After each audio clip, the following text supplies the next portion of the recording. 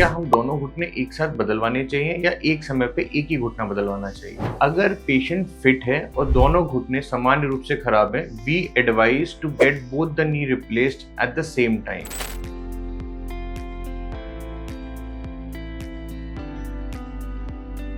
Hello, I'm Dr. Shashank Chandra, the orthopedic and spine specialist. I am practicing in Felix, Greater Noida. आज हम बात करेंगे नी replacements के बारे में। बहुत सारे पेशेंट का एक कॉमन क्वेश्चन आता है, सर क्या हम दोनों घुटने एक साथ बदलवाने चाहिए या एक समय पे एक ही घुटना बदलवाना चाहिए? अगर पेशेंट फिट है और दोनों घुटने सामान्य रूप से खराब है, we advise to get both the knee replaced at the same time. इससे पेशेंट का ओटी टाइम भी बचता है, पेशेंट का रिहैबिलिटेशन भी एक समय पे हो पाता है।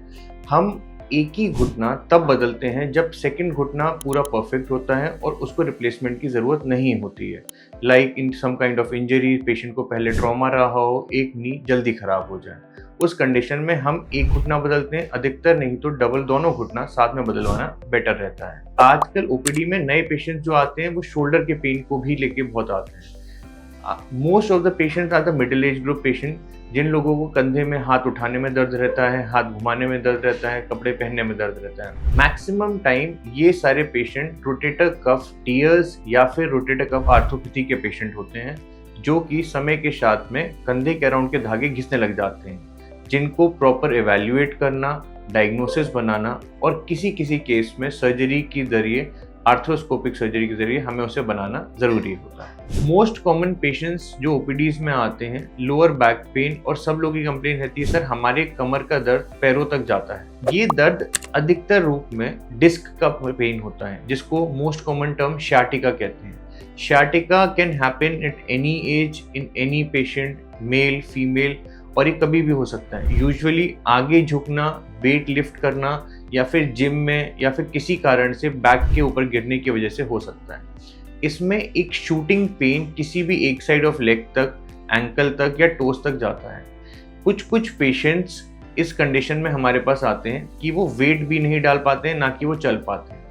अब हमें एक बात समझनी पड़ेगी, अगर आपको शाटिका की दिक्कत है, 90% पेशेंट दवाइयाँ, रेस्ट से ठीक हो जाते हैं, पर कुछ पेशेंट्स होते हैं जिनको सर्जरी अर्ली करानी चाहिए और वो मैंडेटरी होती है। आजकल हम स्पाइन सर्जरीज में टेक्नोलॉजी बहुत एडवांस हो गई है। We operate in a minimally invasive fashion way, we do microdiscectomy, we use binoculars, we use scopes, we use microscopes, so that patient को हम अगले ही दिन वॉक करके मूव करा देते हैं और रिकवरी बहुत फास्ट होती है।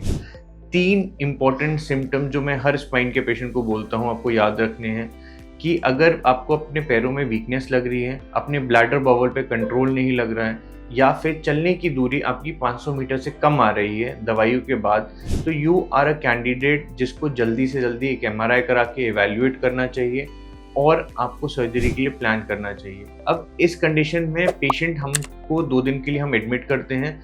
एक दिन पहले हम पेशेंट का प्री ऑपरेटिव वर्कअप करते हैं, सेम डे सर्जरी करते हैं, and next day full weight bearing with exercise हम अलाउ कर देते हैं, because our way is minimally invasive and microwave. Okay, thank you. Health से जुड़ी ऐसी कई और जानकारी के लिए फेलिक्स हॉस्पिटल के YouTube चैनल को सब्सक्राइब करें और अपने सवाल कमेंट बॉक्स के जरिए हम तक पहुंचाएं। और डॉक्टर की अपॉइंटमेंट के लिए दिए गए नंबर 9810455953 पर संपर्क करें।